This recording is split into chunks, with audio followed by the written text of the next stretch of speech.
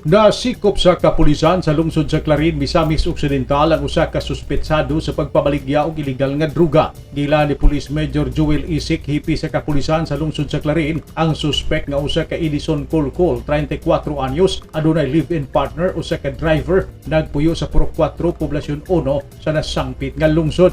Sa gihimo nga bypass operation sa usang puwersa sa Misamis Occidental Provincial Drug Enforcement Unit kon PDEU ug sa kapulisan sa Clarin, nakuha gikan sa posisyon sa suspect ang duha ka plastic transparent sachet nga dunay sulod nga gituhang shabu. Ang bypass operation gipahigayon sa panimalay mismo sa suspect sa Poblasyon 1, Hunyo 1 tuig 2022 sa may alas 7 sa buntag. Na-recover usab gikan sa suspect ang duha ka girulyo nga aluminum foil ug ang 500 piso bill nga mark money. Inugang ni Isik nga nakanawat sila og taho gikan sa mga concerned citizens, may labot sa dili maayong kalihukan sa suspect. Inungdan nga ila kining gipanid-an sa mukapin sa usa ka bulan. Ihimong ka follow-up operation, nasayran kang dinakpan adunay koneksyon sa nadakpan sa Usami City nga naghimo sa pagpabaligya sa druga sulod sa sementeryo.